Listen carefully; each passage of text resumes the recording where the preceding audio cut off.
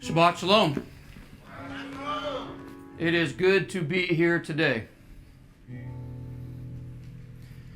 I want to say welcome to those watching via the stream, especially our Mishpachah.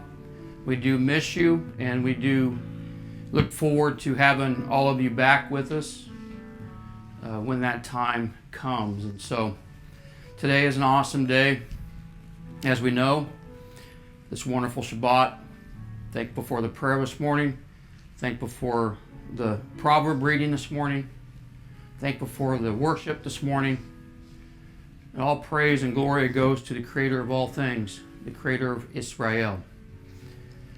Before we get started this morning, I want to say something, and it does lead into the lesson. Our Parshah today is Leck. And I'm saying this as a personal thought. This is not something that I'm speaking on behalf of this congregation, so please do not email my rabbi and let him know that Brother Yochanan's up there, okay? But we are living in a time of tribalism. I'm not going to go into detail of all the ins and outs of what tribalism is and how it's defined. And I wish I could tell you things were going to get better, but they're not. But the good news is this, is that there's only one side that matters. There's only one side that matters. You know what side that is? Whose side matters? You know what the word Hebrew means? The word Hebrew means on the other side.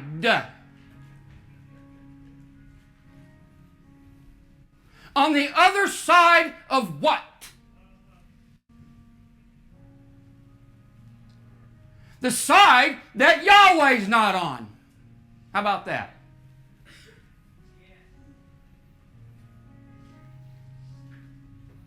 We're going to find out in the Parshah today that Avram, our father, the father of Israel, is referred to as Avram the Hebrew, the one on the other side.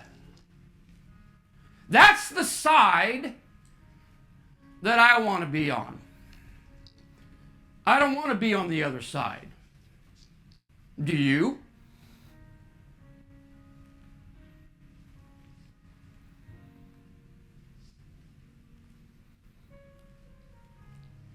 We are Hebrews.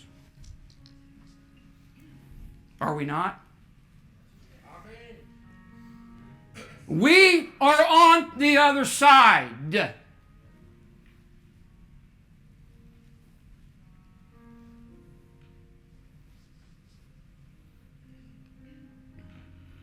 Trust me, in my family, I'm talking about not my immediate family, we're pretty close to thinking the same way about most things, although we have different likes and dislikes when it comes to sports teams for some reason. I don't know how I allowed that in the house. But anyways,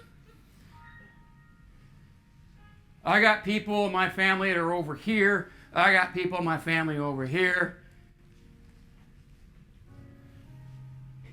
And my family is where we are. We're on the other side. So today, we're going to go through the Parshah. And I want to encourage everybody.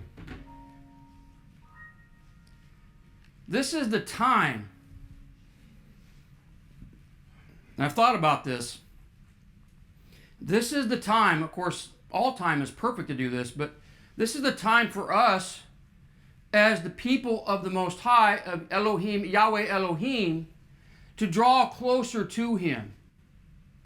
We heard in the prayer today that His hand has been upon us and that He has blessed us through the pandemic. He's blessed us with all the other unrest in the world today, in our culture, in our society today.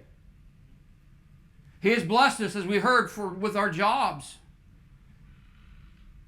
Not a day that goes by I don't thank the Most High for my health and for my mind and my heart, my job and my family, and this excludes this family here. Thankful for His goodness and His mercy, His ability to forgive us as we teshuvah. I mean, you're going to look through this parashah today, and you're going to see an Elohim contrary to what Christianity might tell us, is that, there's no grace in the Old Testament. We're going to read today, there's plenty of grace in what we're reading today. The grace of the Most High has always been here and always will be here. So the very idea that grace was shut down, when Jesus showed up, is again a fallacy. So I want to encourage us to continue to draw close, to continue to build. And this is part of, listen, this is a very personal teaching for me. Because as we go through this, and maybe it will be for you, because this man called Avram and his wife Sarai,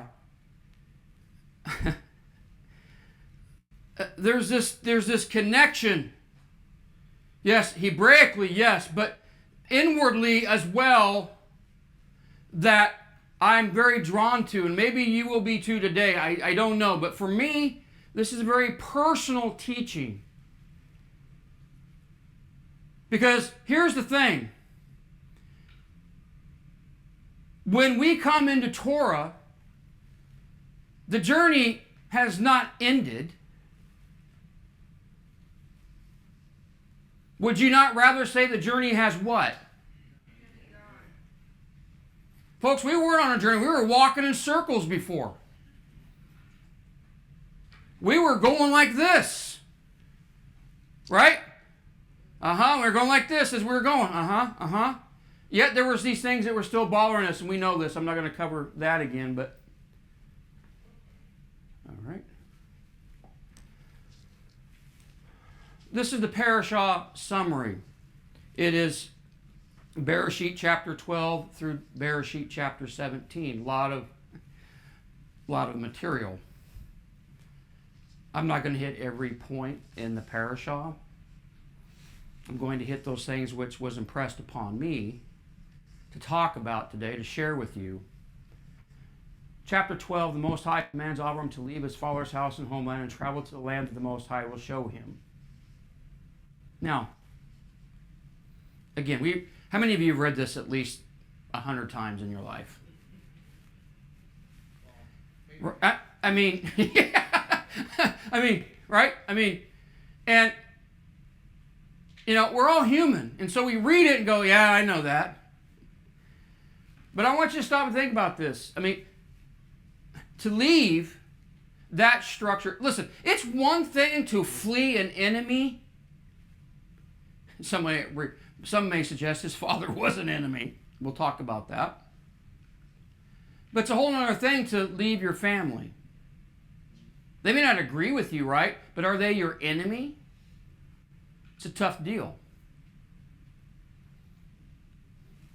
The reward for obedience for Avram would be to be made into a great nation, be blessed, and a name that would be great. So I want you to think about this. This is a general promise. It's a promise by the Most High to Avram. But it speaks in a generality, or in a general way. As we go through the Parashah, the Most High continues to hone in on the specifics of the promise. Okay? Avram obeys and takes his wife and nephew Lot and all their possessions in the land of Canaan. We'll talk about that a little bit. Verse 7, Yahweh says he will give this set-apart land to Abraham's distance. Remember my first parashah of Bereshit, one of the things I focused on, one of the main themes of the parashah was separation leads to elevation, to exaltation. Okay? Here we have a set-apart land. When we talk about this all the time here, right? Okay, is the set-apart land going to be here in the middle of all this nonsense? Is that where it's going to be? Is it going to be set apart? Are the nations going to be able to come in and do what they want in this land? It's set apart for a set-apart people. This theme sheet. In order for us to be exalted, we have to separate ourselves. Was Noah separated from the thinking of the world? And then did not the Most High separate him from the world? Did I not read that? Who came out on the other end of that? Noah and his family. Separation homes, as we'd say.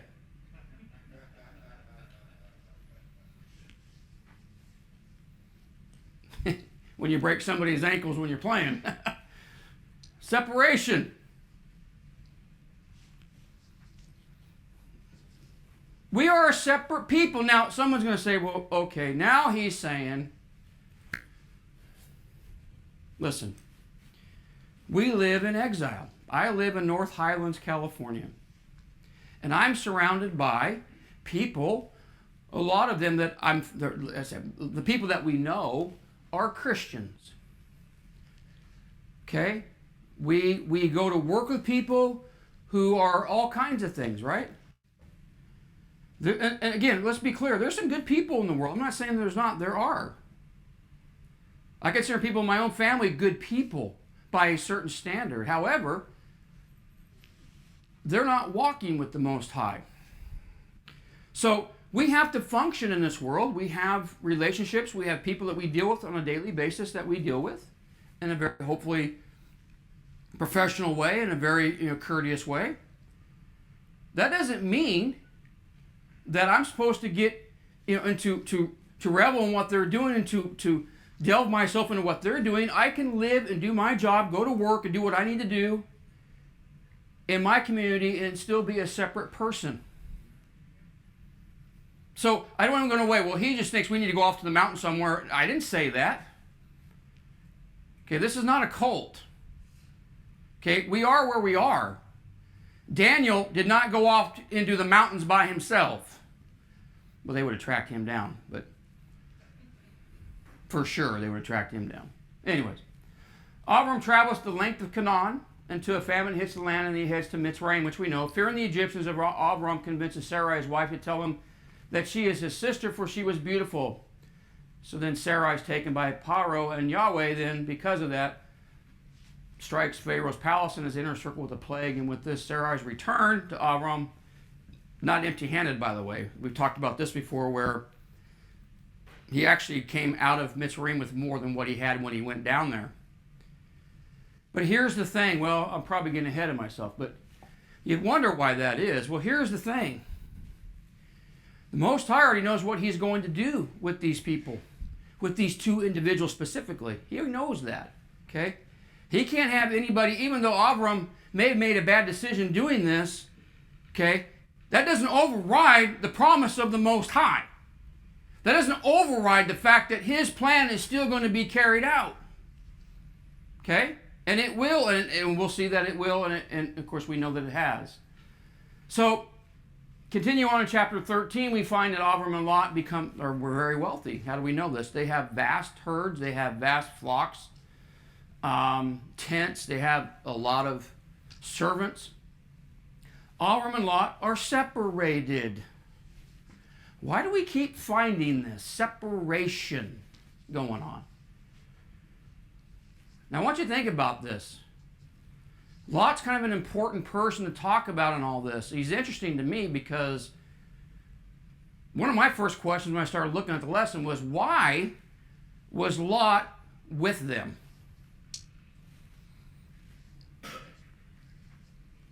You guys ever thought about that? His name specifically is mentioned. There are other people with them, but his name is specific. Why? There is a reason. See, I'm asking questions. Right?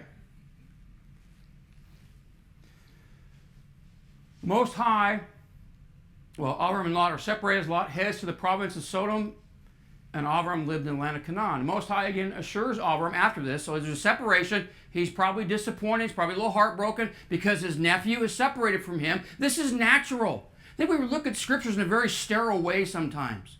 Okay? Why do you think he reassures him? He needs assurance. Okay? We all need assurance from time to time. Hopefully we don't live sterile. Okay? We are people of emotion. But we don't see a lot of these in the Scripture as it's laid out that way. But rest assured, there's a reason why after that happens, the Most High leads into, I need to reassure you of what I'm going to do with you.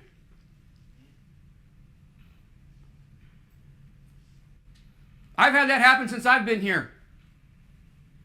Yeah. There are times that our hearts and minds need to be reassured of what we're doing. And the importance of what we're doing. The Most High again assures Abram that all the land he can see will be given to his descendants, and they will be as the dust of the earth in number. Now it's not as general. He says in the first one, I'm going to bless you, you're going to be great, right? Your name's going to be great. Here he says, I'm going to give it to your descendants. Now we're narrowing in here, aren't we? Because he didn't say that in chapter 12. Okay? Now, remember, Sarai is too old to have what? And here we go. So now your mind's cranking, right? If for Abram, because why? Well, I might be able to produce a child, but my wife cannot.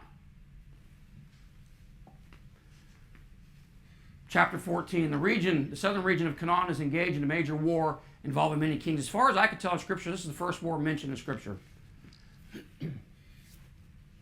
And the players are interesting if you want to break that down. But we have 4 foreign kings who want to invade and take out 5 kings. The victorious kings came and took captive the inhabitants of the southern region, including Lot. Abram rescues Lot with 318 servants and defeats the victorious kings, releasing all captives and returns all the spoils. And then we find that Abram refuses the king of Sodom's gift about victory. Now, by the way, well, let me finish. Melchizedek, king of Shalem, and the priest of the Most High blesses Abram. Let me ask you this. What do you think the people's thought of Abram was after this in the land? What do you think their thought was about him?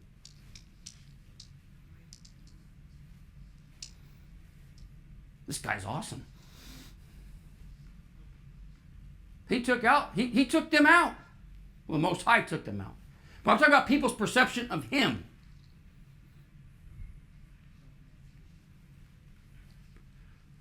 Yeah, don't mess with my family, right?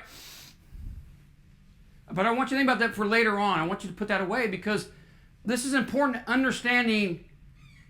When I say go out to yourself, go out. A commandment, right? It's a mitzvah, go out. But I like the idea. It means go out to yourself. And we need to focus on what that means. Go out to yourself. Chapter 15, Most High assures Abram that he will have a son and his reward will increase greatly. Not only will he have a son, now it's more specific, a descendant, a son, and not only that, the reward will increase greatly. Abram believed him, Ammon, the word Hebrew, believed it is Ammon in Hebrew, Yahweh, and Yahweh counted him as righteousness. We'll talk about that a little bit as we go on as well. Abram requests a sign from the Most High that his seed would inherit the land. That's what we're introduced to the covenant between the parts. Following the covenant between Yahweh and Abram, Sarai suggests to Abram that he take Hagar, Sarai's servant, to father a child with her. She conceives, and of course, she's probably doing a little taunting, mistreats Sarai. Sarai gets mad and treats her very harshly, which causes Hagar to leave. Of course, Yahweh, the messenger of Yahweh, encourages her out there where she fled to return to Sarai and assure her that her child that she bears will become a great nation. Hagar returns and gives birth to Ishmael. Chapter 17, Yahweh El Shaddai commands Abram to walk before him and be perfect tamim. I've taught about this before.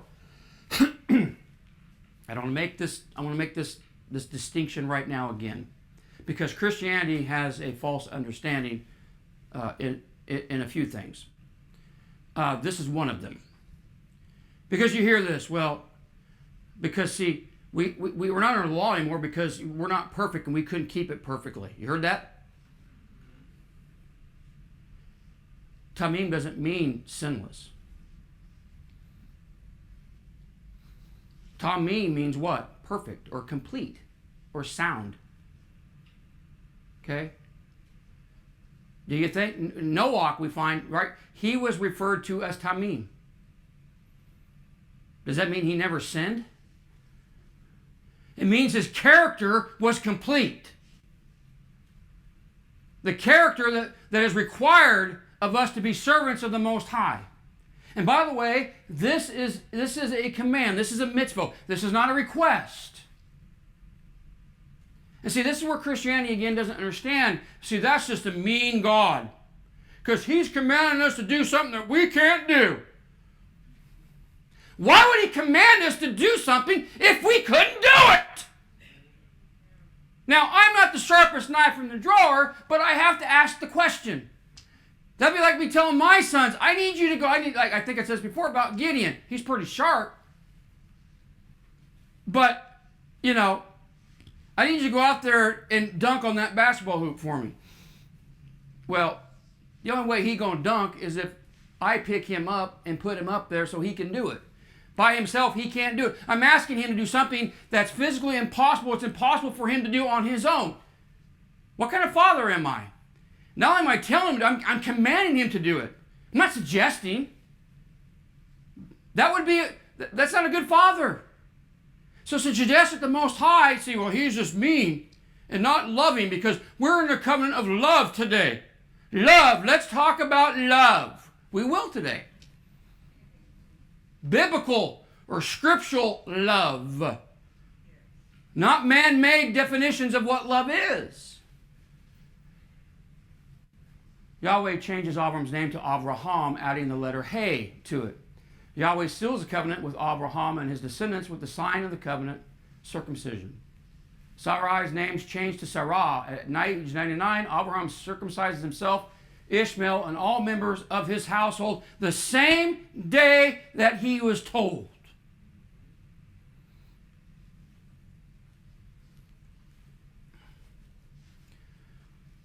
Now, I don't know about you, men. He's 99 years old and his son is 13. Ishmael's 13. Okay? I'm not sure I'd be giddy about doing that right away. You know, there are things that we wear, especially in baseball and softball, to protect that part of our body. Because I don't know if you've never wore that protection and been hit with a ball there. It hurts like the dickens. Now, can you imagine somebody cutting on that? Yeah. Not modern technology, right? not modern technology. Wonderful. There's a lot of good things there. But anyways, well, the theme of separation continues to run through the writings of Bereshit. In order to be elevated and exalted, Yahweh's people must be separated. Again, this continues through Torah, by the way. This is not just limited to Bereshit. It's through Torah. And again, I've already outlined where we are today, but I can tell you this. We know enough now in this congregation, I know enough, that when we get to the land, there's not going to be any mingling going on. Is there? We know what happens in the seventh day, right? There's not going to be any mingling going on. And if any of these things that are foreign to Torah, to the Most High, things are introduced into our culture, guess what? We are to follow Torah, and they are to be dealt with accordingly. So if somebody's going to violate Torah in the land, guess what? They are dead meat. I know, I'm old school. I'm dead meat.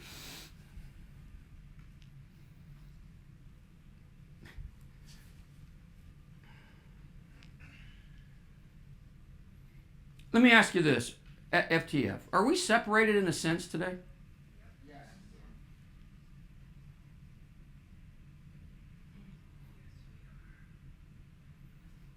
We're on the other side.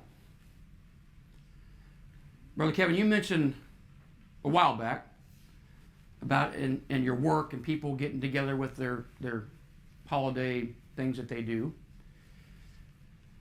People ask, they ask, I've had that happen too. It's like, well, we didn't want to think that we were leaving you out. Like, you can leave me out all the time on that. But then you have people who work with, right, and they'll look at you and like, well, that's different. Why? My dad did that.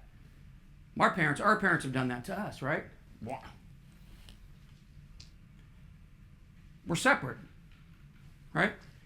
We have a different mind, different heart. Still love these people. We work with people that are good people. I'm not undermining that, but we're different.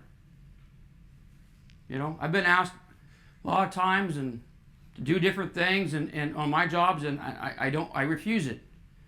In the past, and now it's not so much, but because that's not my environment. I want to be home with my people. I want to be around my people. That's what I want. I'm a homebody, I guess, but in this way, Yahweh is elevated and exalted as the one and only supreme creator and Elohim of the universe. The righteous must be separated from the wicked. Isn't that what happened to Noach last week and now Abraham? So, again, I want to continue to impress this because the scriptures teach this, all right? It's not something I've made up. If you read it, you understand it. Chapter 12, here's the question, Sister Charlotte. Why Abraham? Have you ever asked yourself, because Brother Appleton did a great job last week in Noach, the Parshah. End of his Parshah, he introduced us to who? The name of Avram was introduced last week. But now we're going to get to understand who he is. So then the question becomes, why him?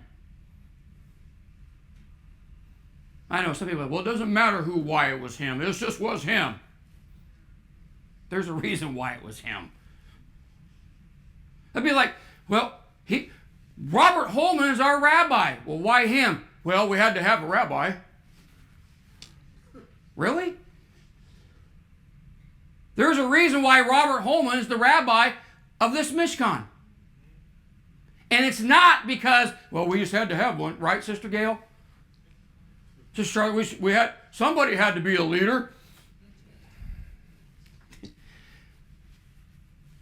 Then we know better than that here, but people who have that mindset, they have no respect for the Most High. We studied about Shaul last night, didn't we? Or a little bit, anyways. What kind of man he was, but who picked him? Who picked him? Yahweh picked him. And we're going to see probably next week, right, that he did some pretty good things early on. But guess what? That didn't last long. Well, Most High didn't know what he was doing. Don't give me that. So the question is, why Abram? What was it about this man that caused the Most High to command him to go out yourself and separate yourself from your family and homeland? Did Yahweh choose Abram, or did Abram choose the Most High? Well, we know Scripture tells us, it's one of the Psalms, and I had written it down. I don't know if Rabbi and Brother Alton, if you've done this. I've written it down somewhere, and then I go back to plug it in, and I can't find it. It's in the Psalms where it's clear that the Most High, I know maybe in Psalm 105, but it was another Psalm, by the way. I know it was, but I looked at Psalm 105 and I go, that's not it. But in Psalm 105, it does say that he chose Abram and Yaakov. But here's the thing. Did Abram choose the Most High?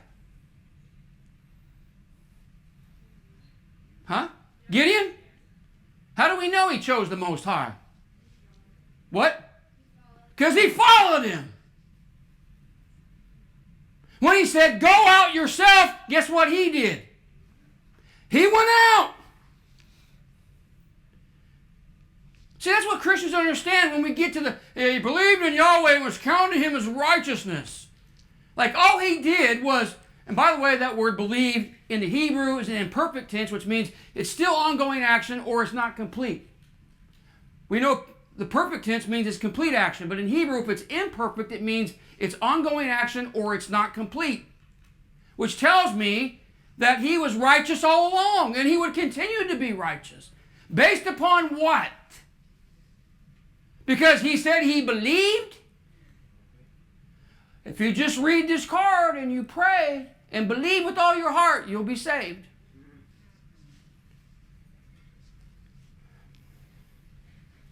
Avram born in an idolatrous home under the kingship of Nimrod. Terah, his father, was an idol maker. He grew up as actually being one of Nimrod's servants, if you will. Avram lived in a cave for the first 10 years of his life as he was hidden from Nimrod, who desired to kill all male firstborn because, again, his magicians told him that somebody from the line of Shem was going to come and take his kingdom away. Does that sound familiar on that other document, by the way? That's not a new story over there.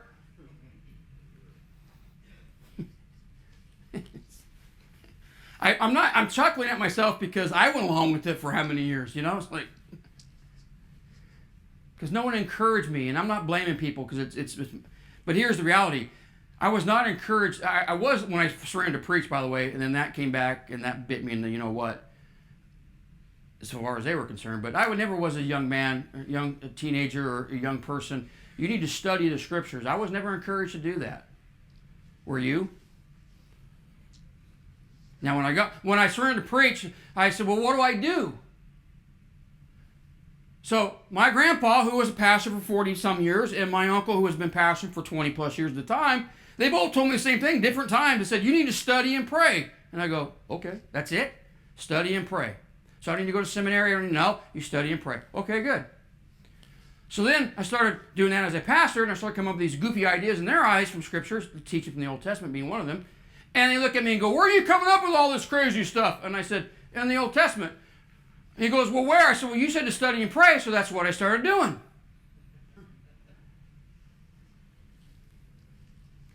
His father, Terah, was a faithful servant of Nimrod, but because he couldn't put his son to death, so he had to put him away. So Abraham lived in a cave for the first 10 years of life. Then he was sent over to, well, let me back up here. Abraham recognized at a very young age that there was only one Elohim. This goes back to why Abraham, by the way. He recognized very early on that there was only one Elohim in the universe because he lived in the midst of people who believed in multiple Elohims. He spent 39 years with Noah and Shem learning the ways of Yahweh Elohim. And he returns to his father's house at the age of 49 years only to be tested by fire of Nimrod, he and his brother Haran, who died in the fiery furnace. When we read in chapter 11 at the end of the last Brother Appleton's Parshah of Noah that Haran died, this is how he died. Okay? So Terah takes his family and leaves the Babylonian province and gets as far as Haran as Nimrod seeks to kill Avram a second time. This brings us to where we are today in our portion of the Torah. Okay? Terah left and got to Haran because he was afraid that Nimrod would kill Avram and try to kill him again. So he got out of there. Nehemiah chapter 9, verses 7 and 8 says this, you are Yahweh, the Elohim who chose Avram, brought him out of Ur Kasdim, and gave him the name Abraham, finding that he was faithful to you. You made a covenant with him to give the land of Canaanite, the Hittite, and Emori, and Perizi, the Yebusi, and the Girgashi, to give it to his descendants, and you have done what you promised because you are just. So the scripture says that Abraham was faithful. So the question then becomes, how did he demonstrate his faithfulness?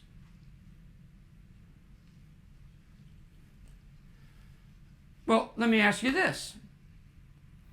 Married people, when someone says, my spouse is faithful, what are they telling you? What's that? They don't cheat. They are trustworthy. I learned this years ago, and it about blew my mind when it hit me like it hit me. It hit me like a stack of bricks. Because we in a church, we said, you got to be faithful, which meant come to church and put your money in the plate. That's what faithful meant. Okay. But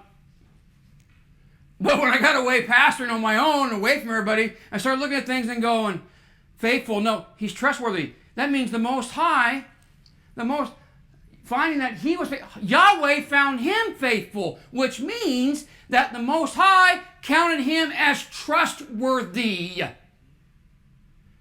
How many people you count trustworthy today? Do you understand the depth of that?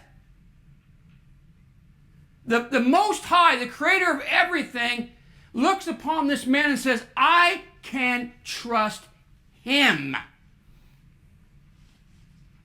Uh-oh. How was his faith demonstrated? Gideon. You said the first one. Say it again. How do we know he's faithful? He did what he was told to do, right? But that's not love, Brother John. That's not love. Really? We'll look at that. Verse 5, Abram and Sarai were teachers of righteousness of Yahweh in Haran. You know, he goes out. He understands there's one Elohim. He understands there's idolatry in the world. He understands that Nimrod wants to get rid of him because the influence that Abram has on other people. And not just him, but Sarai also. So they would left and they would go and they would teach people. What you think? Well, how do you know? Listen, he's going to become the father of Israel. What does a father do? What's the primary characteristic of a father? Which is teaching, which is instruction.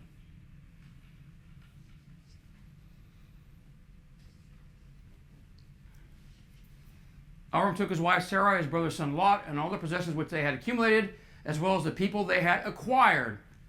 From the Hebrew word asah, which means to do or to make. People they made. What'd they make them as? They didn't make them physically. What'd they make them then? How'd they make them? They made them followers of Torah. They made them followers of the Most High. Okay?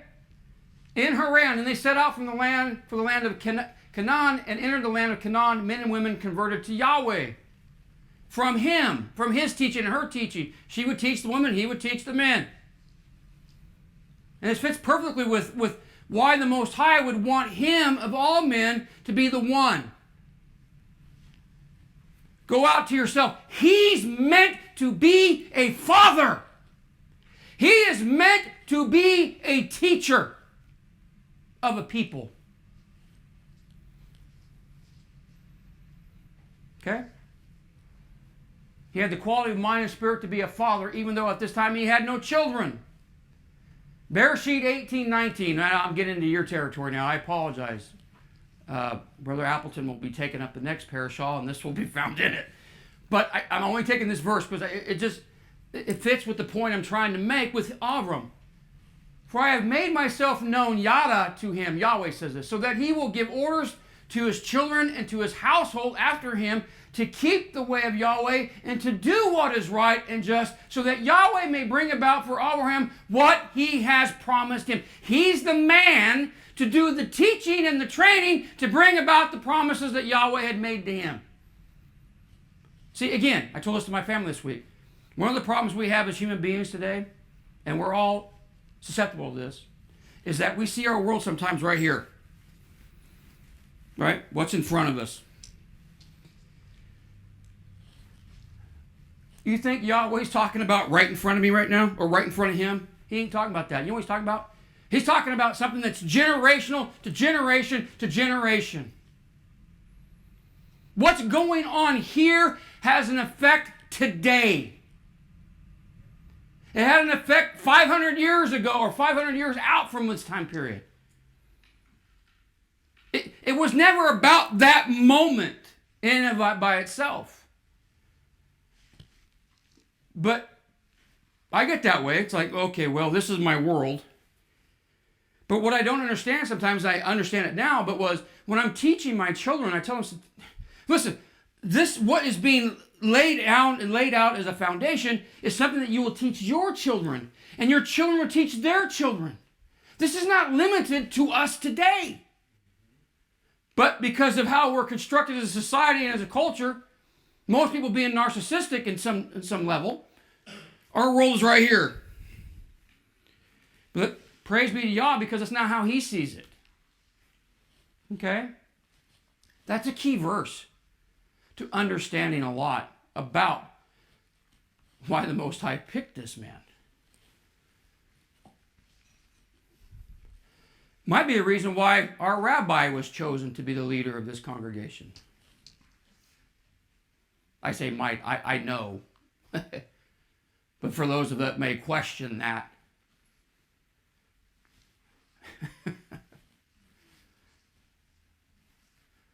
there are times I have to give props to my rabbi publicly. I don't mind doing it. And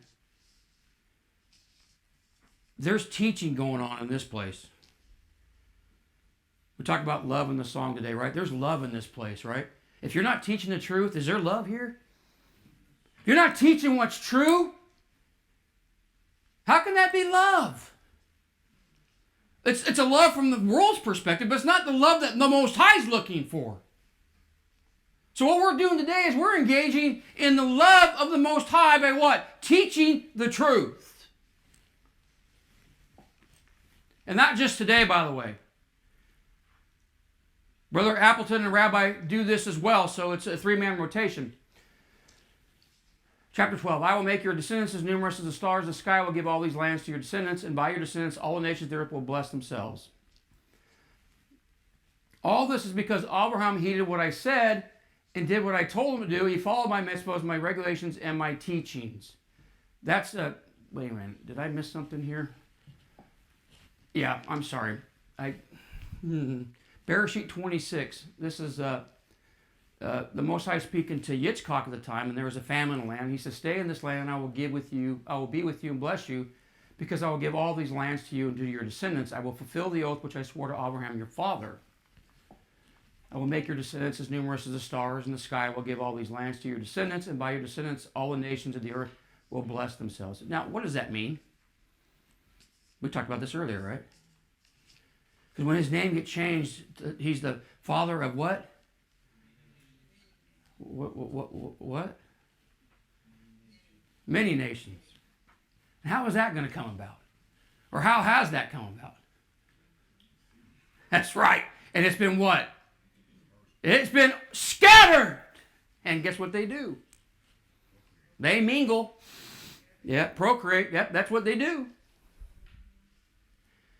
I bring this up because we already know this, but I bring this up because for those in Christianity or other things that, well, they don't understand that part of it. Because the nations, they think it's just,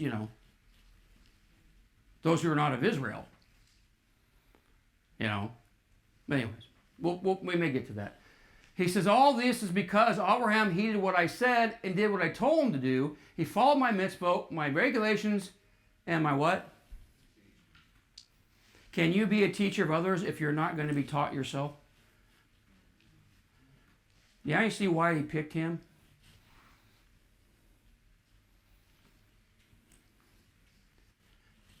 Church never going to tell us why. They're not going to even bother to explore why. He chose him because, Yahweh chose Avram, but Avram also chose Yahweh because what? Proof is in his obedience. How do we know he chose him? Because of what he did. That's who I want. Isaiah 48:20. Go out from Babylon. Flee from the Chaldeans. He's talking to Israel. Go out from them. Separate yourselves from them. When the Most High allowed Israel to come back under the Persian rule, the decree by Cyrus, okay, the Most High, and Jeremiah says the same thing towards the end of that Jeremiah, that book, that you need to get out from there. You need to get out from Babylon. Why? Now it's time to come back to the land, but people did not come back to the land. Why not? Fat, dumb, and happy. All right? I got a good life here. I ain't pulling up everything and get back there. Even though that's the chosen land of your people.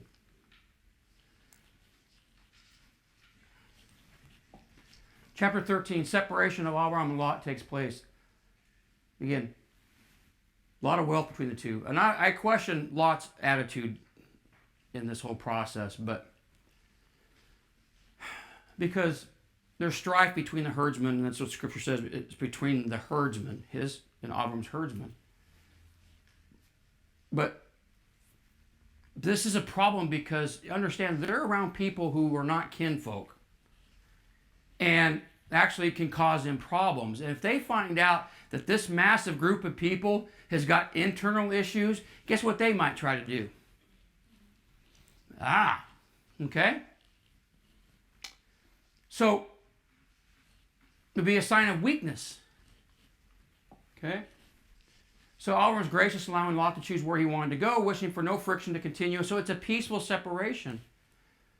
But Avram's troubled by the separation after Lot departs. And again, reassuring him. We already talked about that. So I'm going to bless you. I'm going to give you this land that you see, and it'll be given to your seed. So this whole idea of the seed. So Avram takes Lot with him when he leaves, his father's house. But why did he? Why Lot? Why is his name the only one that's his name is specific here? Well, Avram knew he couldn't have children. And so, guess what? His heir is going to be who? Lot. Okay? He believed that his legacy, his influence, and essence would come through Lot, as Sarai was past childbearing years, and he had no heir.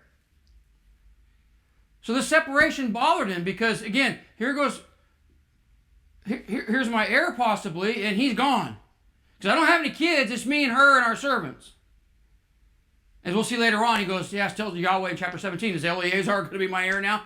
Because Lot would be back in Sodom by then. And anyways, we'll continue on. Lot is gone, the realization will not be him, and yet Avram doesn't abandon Yahweh, although he can't see how the promise will be realized. So this is the thing, and me and Teresa talking about this idea that, we don't have a complete picture at times of where the Most High is taking us. And so we may see things on the preview. And by the way, this isn't something he's done wrong.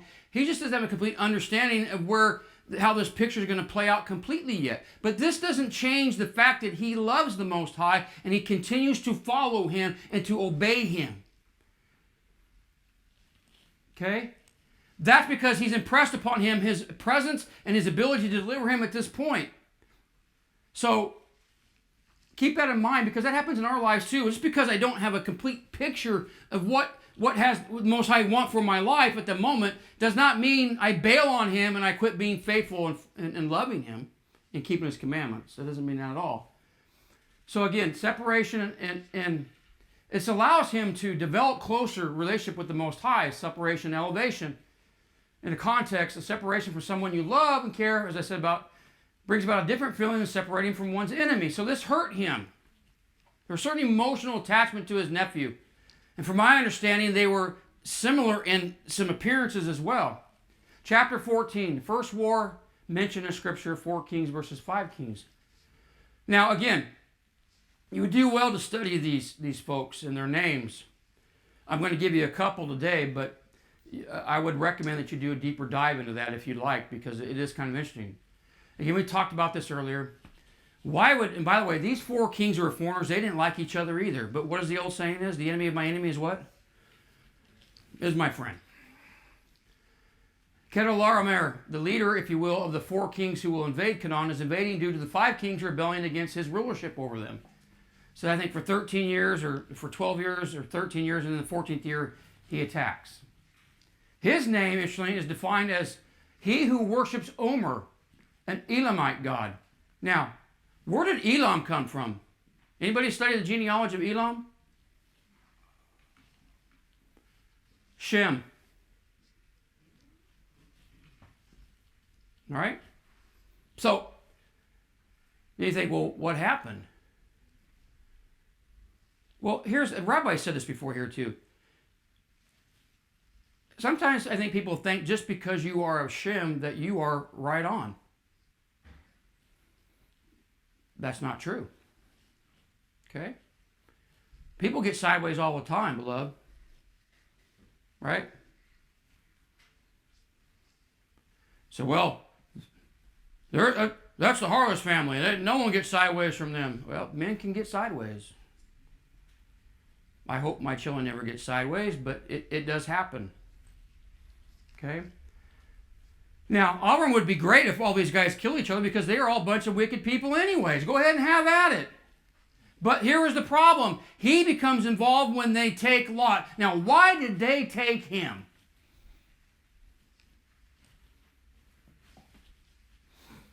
Why did they take him?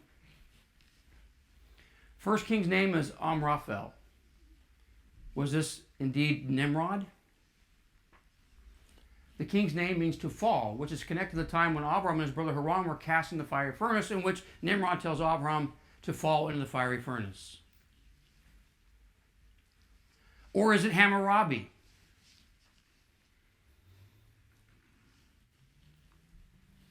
The Babylonian lawmaker or lawgiver.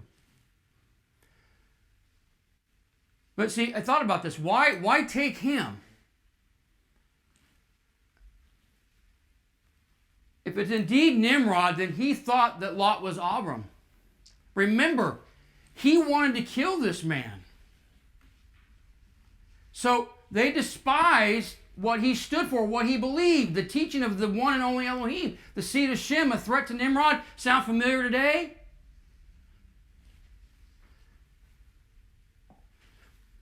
Listen, when people try to remove people from something outside of the Most High's commandments, that's because they're afraid of somebody.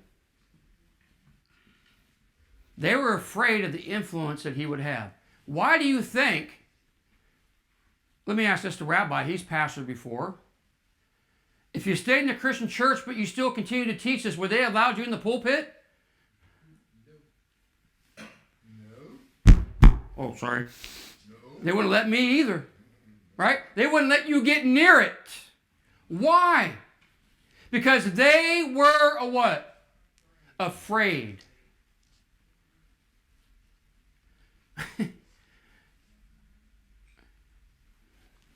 I have a lot to say on that, but I don't have the time.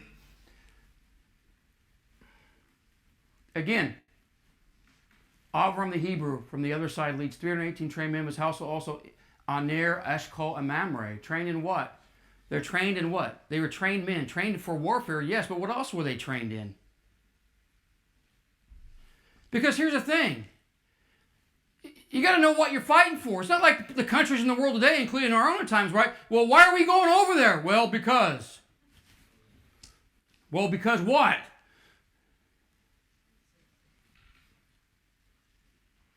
That's my son. He's a seed of Shem. Part of the Most High's people, and we got to get him back. Oh, okay. And if they're already followers of Torah and servants with the Most High, with Abraham, they understand this. Okay? So it makes it, yeah, we can go do this. And they do. And they come out victorious. And they secure Lot and the people and the goods that were taken. They come out victorious. 318 and a few other people, and they are victorious over 4 armies. Verses 21, 24, I said this earlier. He refused to take the goods recovered in battle from the king of Sodom. Victory belongs to the Most High, because he wanted him to know that there's not going to be any connection to you that you help me in this. Because the Most High is the one that gave us the victory today, not you. He didn't want that connection with these people. It reminds me of Ezra chapter 4, verse 1 through 3, when they come back in the land after the Babylonian captivity, right, and they're rebuilding the temple, and the enemies, it says, of Israel come to them and say, let us help you in building this house. And they said, you have no right. I like this. You have no right to build with us. That's actually correct. You have no right. You're not of Israel to build this house. You're not going to get any credit in this. This belongs to the Most High. So anyways, you read that. There is a parallel. Chapter 15, do not fear, Avram, I am your shield, to your reward will increase greatly. The word reward, sakar in Hebrew, is used only 28 times, interesting enough, in the Tanakh. The Tanakh is, again, the Torah, the Nevi'im, right? The prophets, and the Ketuvim, which are the writings. So we would say you have the first 5 books of the scriptures, and then you have the prophets, and then you have Psalms and Job and the Proverbs that was read today, very good one, and all those writings, Chronicles, and so forth. Okay? And if you look up the meaning of reward, it means reward for work or service done. Doing something. But see, where I come from, all we had to do is believe. And we get a reward. You know what a reward was? If you just believe. If you believe that he died for your sins, and that the reward is that you're going to be in heaven someday, you're not going to go to hell. That was basically it. And if you're really good, if you're really faithful, if you really tithe good, and you really come a lot, then there might be an extra place for you, or an extra special place for you. Kind of like it is today, right? I'm surprised. I don't know if they do or not, but the guy that tithes $10,000 a month, he might get a gold-plated pew or something for, with his name on it. You sit up front here, brother. Yes, I have to be a little facetious. I come from Christianity. I was a pastor for 22 years. Okay, I know how a lot of this works. Okay, I've seen the, as we say, right, the good, bad, and ugly. Okay, and I know some of you, brother Rabbi Holman, he's had the experience. Brother Kevin grew up in that home, had the experience. My family's had the experience, being real close to it, obviously. You see a lot of things, and so forgive me if I'm being a little facetious from sometimes. Because,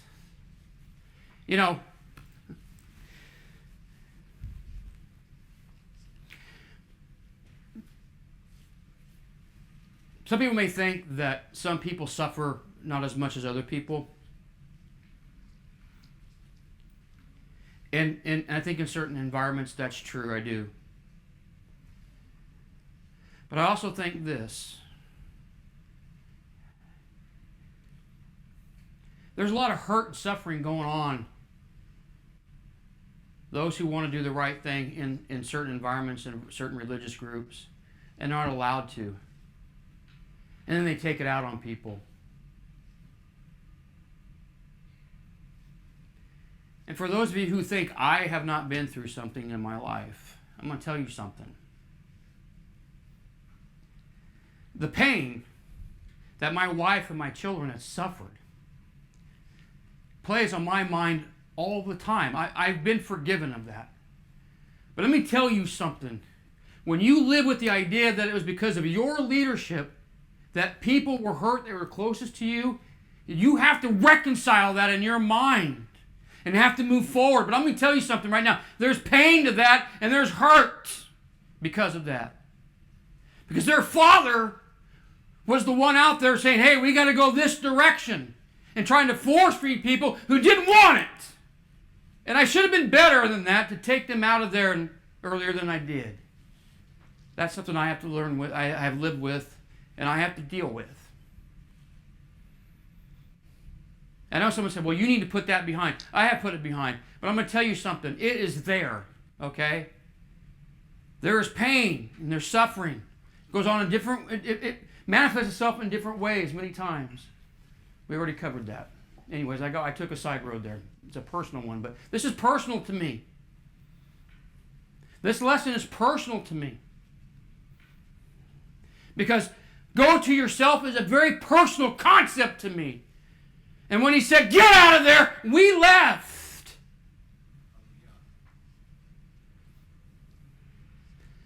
He responds by saying he's got no heir. Lot's returned to Sodom after that, before the battle of the kings. Lot went back to Sodom. Yeah, think about that. That's where he went. He already had enough time to experience the wickedness in that place. So he wonders if his servant Eleazar will be his heir. So it was chapter 15, not 17. My apologies. Yahweh tells Abram that his heir will come from his own loins and shows him the stars in the heavens to reinforce how his reward will greatly increase. Very specific detail to the promise. By the way, the stars of the heaven represent what? Daniel chapter 12, right? It talks about those who will die, those who will be lifted up out of the grave, right? They'll be as what? They'll shine as bright as what? Who? The world? Israel! And Abram believed him, right? He told him, I'm giving you a land, I'm giving you a seed. And he believed him, Aman, which means firm or stable or faithful or trustworthy. Yahweh was firm to him. He was a rock. He was strong and firm. And he could believe Yahweh. He's the one that delivered him out of Egypt, right? He's the one that brought him through Canaan unscathed. He's been with him all along, and he's known that, the qualities of Yahweh, since he was a young child. And it was counted, kasab, the Hebrew kashab, to thank or to take an account to Abram for righteousness. Again, imperfect tense. So I talked about that earlier. I don't want to repeat myself. What did Abram consider firm and stable? The promise of an heir from his and Sarai's own body. Right? Now, I go to Romans chapter 4. I'm going to do this. I don't really know if I want to spend much time with this one, though. But it talks about, they quote this in Bereshit 15, verse 6, or Genesis, that it was counted to Abraham as righteousness, right? He believed Yahweh, and it was counted to him as righteousness. But the context of Romans chapter 4, you have to go read it yourself, has nothing to do with that. Has nothing to do with seed or land. None of it. See, that's the problem when they cherry pick these scriptures from the Tanakh, which they think has been done away with, which they're saying they keep borrowing it. I call it stealing. But anyways, let's say borrow. I call it stealing. And the only reason why they're borrowing these things or taking part of these scriptures is to get people to tweak them to become Hellenized Hebrew people, to become half Greek and half Hebrew, which in a sense you're banning all the Torah principles anyways if you do that. The covenant that Yahweh will make with Abram is not one of salvation, but rather in which Yahweh promised the land for Abram and his descendants, the sons of Israel. See, that's where the so-called New Testament goes off the rails. But we got to save everybody. And that's how you control people, because if you do X, Y, and Z, you're going to hell. Right? So what do? How do you control people? It's like in the world today. Fear sells, man. You sell fear every time. Because it's a way to control people. But if you just believe and not do, these man-made things that we tell you not to do, then you'll be okay. But if you don't, you're going to go burn forever. And you would do well, those of you watching those here today, the word hell, do the etymology study of the word hell. I did this many, many years ago. It comes from a Nordic word, H-E-L. It's from the Nords, the Scandinavians. Okay? And then go do the study of H-E-L and all the mythology that goes with it. Then you'll realize, oh, I see where they got all this from. Aha. That makes sense. Galatians 3, 6, and 7. Well, you go read that. I don't really want to spend much time on it. We've got to get moving. So, again, that's another verse, a passage of Scripture that deals with this idea that they borrow that verse that Abraham believed in Yahweh and it was counted to him as righteousness. And again, context is everything. So let me ask you this. The first time that Abraham believed Yahweh was in Genesis chapter 15. I asked this in the church, by the way, when I was there. Didn't go well. So you mean to tell me that the first time that Abraham actually believed in God was in Genesis 15? Because that's where all these quotes are coming from, by the way. They're not coming from Genesis 12. They're coming from Genesis 15. So, again, they have a problem because what happened in Genesis 12? So he didn't believe in God, but when God told him to do something, he just went, he did it anyways, without believing. Does that make sense to you? That makes no sense to me whatsoever, right? Sister Charlotte, does that make sense? It's not logical.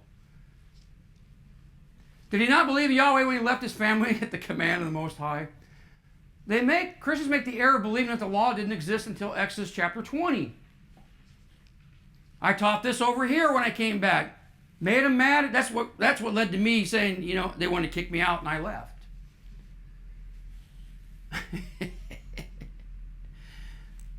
So if the law began in Exodus 20, then why was the killing of Abel wrong?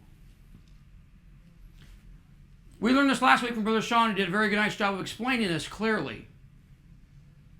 The actions of Ham with his father's wife. Was that action wrong? Well, if it wasn't, then what was Canaan cursed then? When Joseph declared that if he had relations with another man's wife, that he would be sinning against the Most High. Remember when he went into captivity or into slavery and he was working in Potiphar's house and his wife wanted to sleep with him? And he says that. Where'd that come from? If there's no law prior to Exodus 20, where are they getting this? How does he know that's a sin to commit adultery? How does he know that? Was he just strolling down the street one day and it just popped into his head? Job. You ever studied the book of Job? You'll find in the book of Job that Job talks about his character, and part of his character was he was helping the widows and the orphans. And by the way, he lived in the time of Abraham and Yitzchak. So this is pre-Sinai. This is pre-Exodus chapter 20. Where did he learn to take care of the widows and the orphans? Are these on all Torah principles? So that tells me what? We have the written Torah, right, at Sinai, but were men communicated to about the Torah before then? All you have to do is look at the scriptures.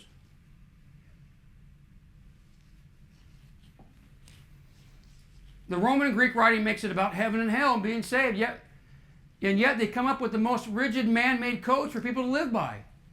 My question is, wouldn't it be easier to live by Torah?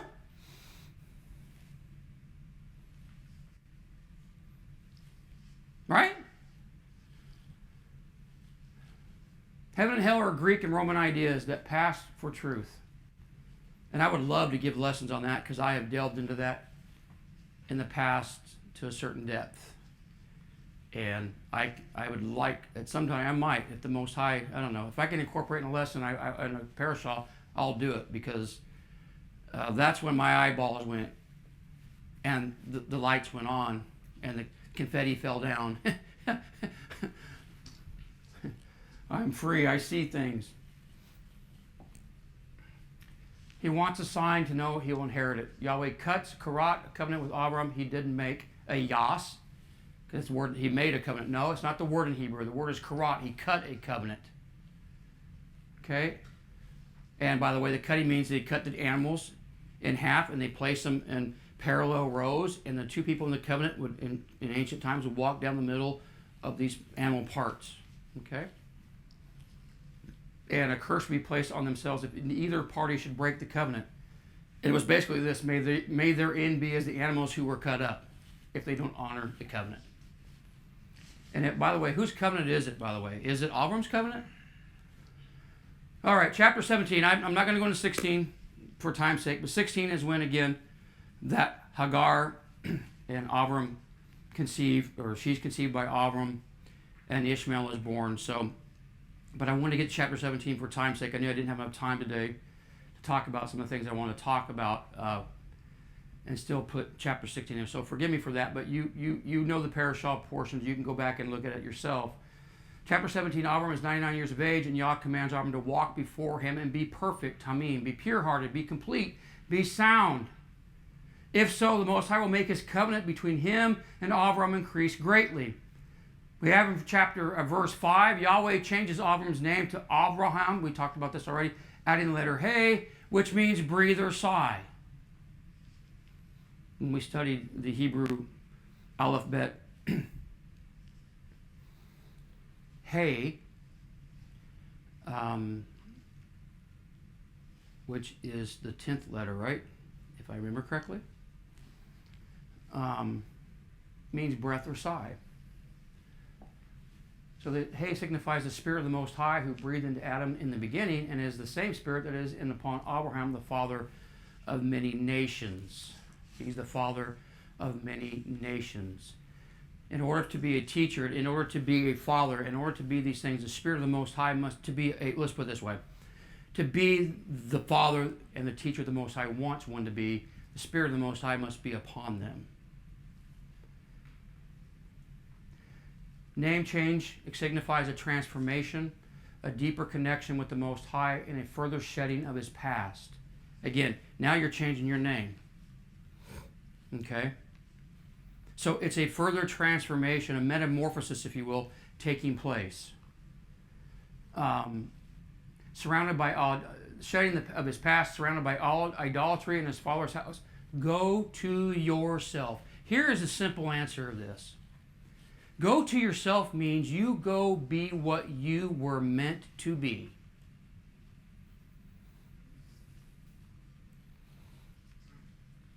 You go to be what you were meant to be. We talk about that. We don't use that phrase, but we talk about it, right? I was talking this morning, right? There's 13% of our population is African American. Is that about right? We have 330 million people in this country. So how many African Americans do we have? 32, 33, 34 million? How many are actually serving the Most High? They don't know what they're meant to be. When we're in the church and we're struggling and we're trying to put the square piece in the round hole, there's a reason for it, because we're in a place that we're not meant to be.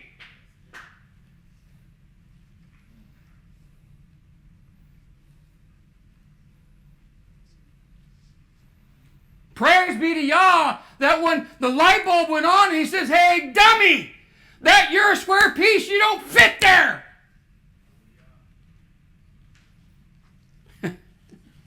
And I'll tell you this, I have a few shortcomings in my life, but I'll say this, I'm glad I landed here among this group of people. Because first and foremost, the truth, you know me, the truth is taught here. That's what attracted us here, okay? I love you all, and I've gotten to know all of you so much better. You're my family. We love you. We listen. This is our world.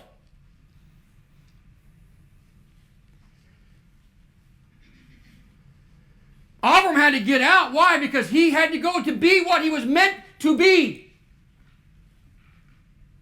And he could not do it where he was. What was he meant to be?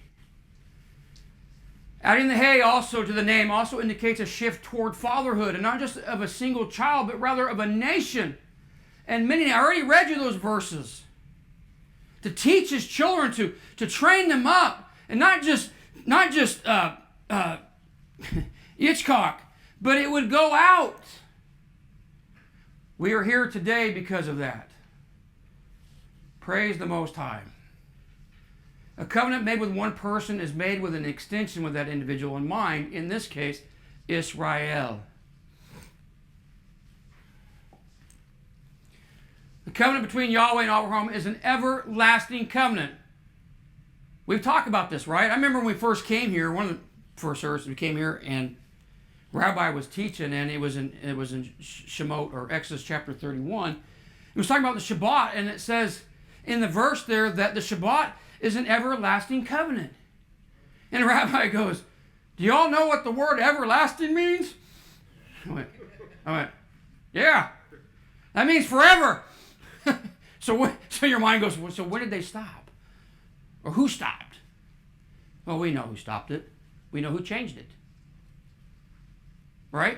You said that, right? They don't know. They think the last day of the week is the first day. Right? That's what they think. That's what we used to think. Until, anyways. Yahweh, it's not done away with. I had to put that in there. It's not done away with. It's still here. Circumcision is still here. We'll talk about that. Yahweh be and is the Elohim of Israel, the seed of Abraham. Always has been, always will be.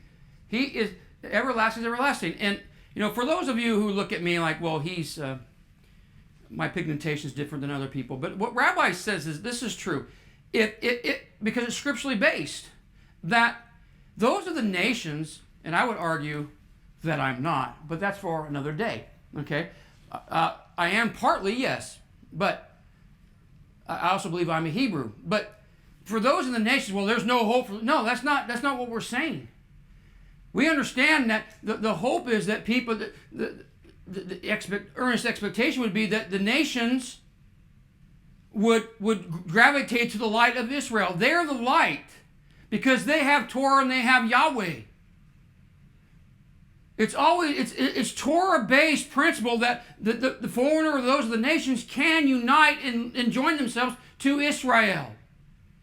As we're going to find out, though, one of the things that they're going to have to do in order for that to happen is to do what? Be circumcised. Verses 9 through 14, the Brit Milah. That's Hebrew for covenant of circumcision. Brit means covenant. Milah means circumcision. Okay?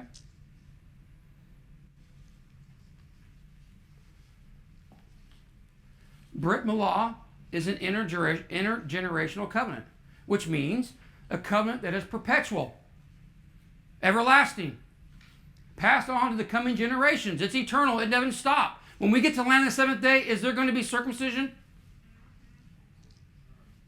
Yeah?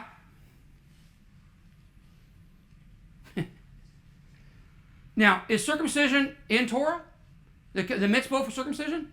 We'll read it here, right? And it is a mitzvah, by the way. But do we find it somewhere else in Torah? Yes, we do. We find it in Vayikra chapter 12. When a woman has a male son, right? And then we have the impurity, the nidah, the law of dealing with nidah, the mitzvah. So the cutting of the male organ, see, why? Why couldn't it be this? Why couldn't it be like taking a finger off and leaving us with 4?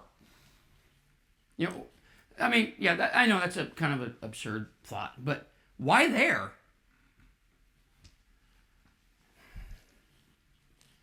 And then, why is it hidden? Now, don't get me wrong, I'm not suggesting that it shouldn't be. I'm just saying, why is it a part of our body that is hidden? See, I know I'm not right sometimes in my thinking, but these are things I think about because I know I'm the guy. The guy asked the weirdest questions. It's twofold. Well, we know it's the male sex organ that's being dealt with, and sex. See, I'm getting all rattled up because we're talking about sex here. The male sex organ has the ability to commit sexual immorality. But it also, at the same time, has the ability to do what? So, here's the deal. Is to remind us, men in particular, that we have made a covenant with the Most High. We have entered this covenant, and that we're to walk before Him and be perfect. This goes back, these verses 9 through 14, go back and connect to verse 1. He says, walk before me and be tamim. Those are all connected. Let's not be like the Christians who start taking verses out here, cut and paste.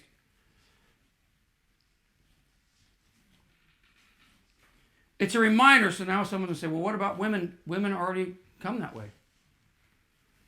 Women are already circumcised, if you will.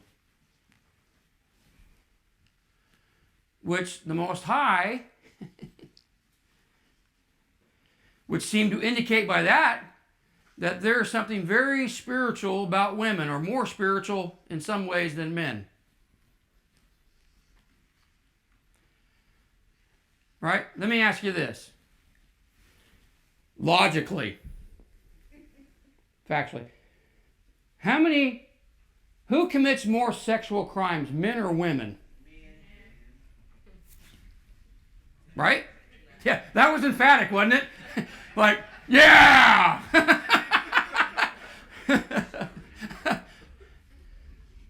Why do you think that is? Is there a certain propensity? More so for men than women. I'm not saying women never do it, but I mean, we're talking probably 99% of it is men. So women are born with, there's a certain spiritual quality to a woman, more so than a man.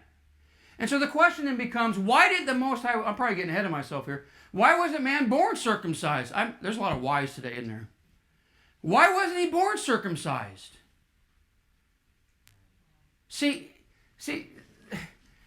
reason why I'm asking why, you're going to go away to going, that Brother John asked, the guy that preached today, he said why 1,000 times today. There's a reason why I ask these questions, because it causes us to think about things. Why is a newborn baby born with the umbilical cord still connected? Why wasn't it? And I've been there for 6 of them, folks, I can tell you. Okay? And they all came out that way. Gideon had his around his neck. It came out a little different, but it was still connected. Why wasn't they born coming out of the chute with that being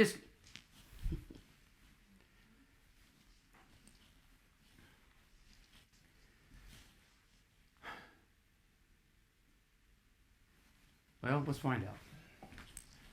It's like a father and a son involved in a project together. And in the course of completing the project, the father allows the son to put his hands on the work during the process. So let's say we're building an engine, William. I would never, ever build an engine, but for the sake of conversation, that's what we're going to talk about. I'm building an engine with my son, William. William likes to put things together. So I'm in there. I got my hands on it. I'm showing him things, and all of a sudden I said, okay, you get in there. And he's in there, and he's putting things together. He's got his hands on it. Same thing with the Most High. He wants us to have the ability to have a part in us being made perfect. See, this is where Christianity misses it again, is because they think all you have to do is believe that you don't have to do anything. That's not true. The scriptures don't teach that. We've read a few of them today. But we're involved. And so when he says, go out to yourself, get out of here, you go. That's doing something. It's motivated by love and faith. Listen, if I don't love something and I don't believe in it, I ain't going anywhere. I don't care. Right? I'm going to ruin up my whole life just to make that person happy? Well, maybe it's my wife, but other than that, I'm not going. There's a reason why he did, because there is faith, there is love involved. Verse 3, it's in company, he falls on his face before the Most High. We've already covered this. But accept this one. A covenant that will be in your flesh, individually and corporally. The one who grows to an age of understanding after he was not circumcised on the 8th day. Sometimes your parents don't do it. Does that mean you're going to grow up through your whole life and not be circumcised and be part of Israel? No. Because once you come to that point of understanding that you need to be and you're not going to do it, guess what? His nephesh, his soul, will be cut off from Israel. Same thing that's done to you know what? It will be done to him. Do you think this is it? Because he has broken my covenant. Do you think this is a serious thing? Yes, it is. It is. I was over here pastoring in North Highlands, and I came in one day, and one of my deacons, I tried not to have deacons, but anyways, I came in one day, I was studying Torah, I was pretty excited. I thought, well, he's a fairly decent, open-minded person, but maybe I didn't really think that. But anyways, I throw it at him. I said, what do you think of someone who came in our congregation and was not circumcised, but he believed that reading scripture that he needed to be circumcised? Do you think that's a good thing, right? And he goes, absolutely not. He says, that's just keeping the law. And I went, even if he feels moved by faith to do it? He goes, absolutely not. And I went, okay. That's where I was on some of these things at that point. And so, Galatians 5. These are last two, and then we're going to close. Shaul or Paul, who supposedly wrote this, for in Messiah Yeshua, circumcision, uncircumcision are nothing, but faith is perfected through love. What in the world does that mean? See, you throw out, what is it? The three greatest gifts that are left are faith, hope, and what? Charity. Love. Remember that? Paul's writing in 1 Corinthians, I hate even remembering that, but that's right? What is faith is perfected through love? Well, well, that is true if you love Yahweh with all your heart, soul, and mind, which it says in Devarim chapter what? I should know the Shema. Chapter 6, right? You love your heart, soul, and mind, or your being, then you would love it. You would do his mitzvos. I forgot to put the word "do" in there. You would be doing his mitzvos. Okay, I don't understand people. It's like there's 8 million laws in this country, and the people get, you need to follow the law. But when it comes to the 613 mitzvos that we have, well, we don't have to do those. Does that make sense logically? This is the one that is hilarious. Let me share this with you. Let's read it together, shall we? Because I want to share this with you and how ridiculous this is. 1 Corinthians 7:19 says this: circumcision is nothing. Uncircumcision is nothing. But here's the funny part. Uncircumcision is nothing, but keeping the mitzvahs of Yahweh is everything. Huh?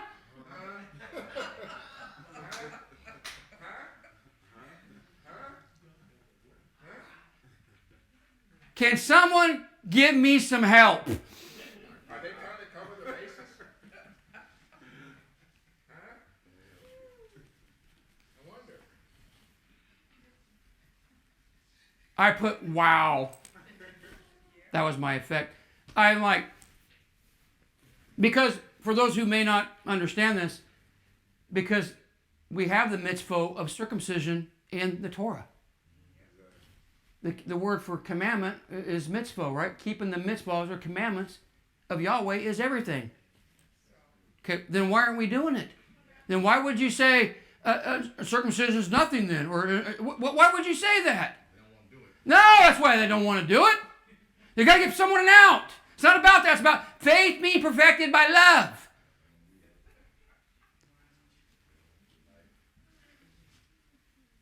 Listen, Abraham's faith is being perfected in the Parshah. Why? Because he loves the Most High, and we know he loves the Most High because he's obeying the Most High. At 99 years old, he's taken a knife to himself. And his 13-year-old son. And I put this here, and you may disagree with me. But in my heart, I believe this. Now that I'm here and I've had a chance to look at things from a different perspective, the one thing that's caused the most destruction of the Hebrew people for the last 2,000 years has been this Roman document. Yes, there have been murders. There have been hangings. There's been beatings. There have been people thrown in the rivers with rocks around their necks. There's been false incarcerations. There's been all kinds of things.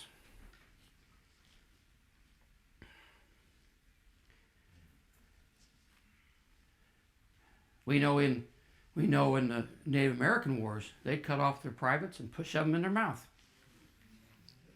And then the women's privates too. A lot of terrible things happen.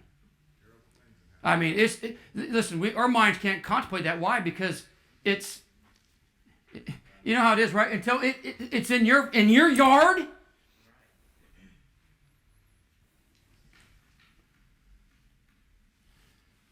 But how many people are being destroyed by this? And here's the thing. They knew they would be destroyed by it. Rabbi's been teaching this, right? About in defense of the Messiah lessons. And he's been talking about where this document came from. Folks, that was a planned out design. It's designed to hook everybody. Because it's got a little something for someone. Right? And if you can take that word Krishna and make it Christos, which means Mashiach, right? Oh, okay. Oh, no, he's the one. Oh, well, we were looking for, no, he's the one. Right? You can sell that. They did sell it. Didn't they? How many of the 33, 34 million African Americans in this country are connected to that? 13% of our population, right? Do the math.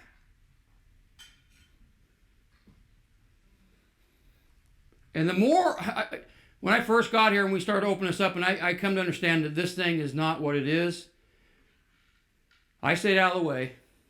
I said, you know what? I'm not going near it. And I don't. I mean, the only time I go near is when I have to bring up something I have to teach on. I don't go there to study. It's like it's not scripture. But the more I go on and the more I find, like this one here, you saw the verse, right? I mean, how ridiculous can we get? So, anyways, closing. Let's close, right? I've been babbling on for a while. Appreciate your patience. Lakha is about going out to yourself. The journeys and tests of Abram we have read about in the Parshah should be personal to you on a certain level. You all got out. You got out. But here's the thing. Just because you got out doesn't mean you've gone to yourself. See, Abram left, but is he continuing on his journey? Has it stopped yet? No. But you notice in the Parashah, if you get a sense of the reading of it, he's becoming closer and closer and closer with the Most High. And by the way, when you put a mark on your physical body, that's pretty personal. Is it not? That is about as personal as it gets.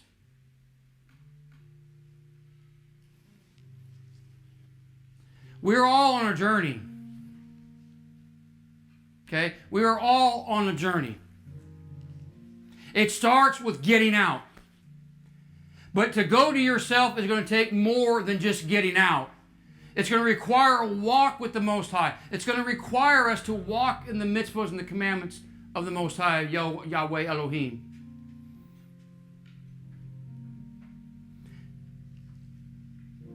It just doesn't, this isn't, see, we have to leave that Christian mindset behind and embrace who we are, embrace who we're meant to be. We are Hebrews, we are Israelites.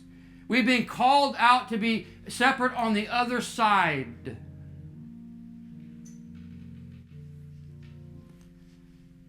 We are here today because we are in the pursuit of perfection of who we were meant to be.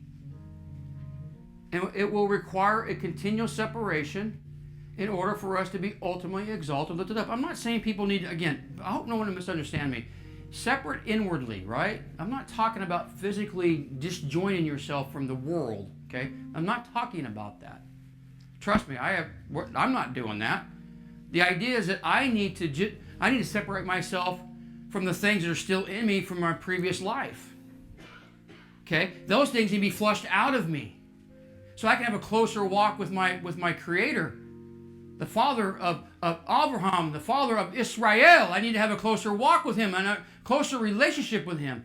But that requires me to get these things flushed out of me, a separation from those pieces that are still left in me from my former manner of life. So if we want to be lifted up, if we want to be an exalted people, that's what's going to happen. But today, this was a personal one to me because I'm able to map my life and my family's life from our journey. And I'm so glad and so thankful as the whole family is about where we are today. But it was a hard time. And, you know, I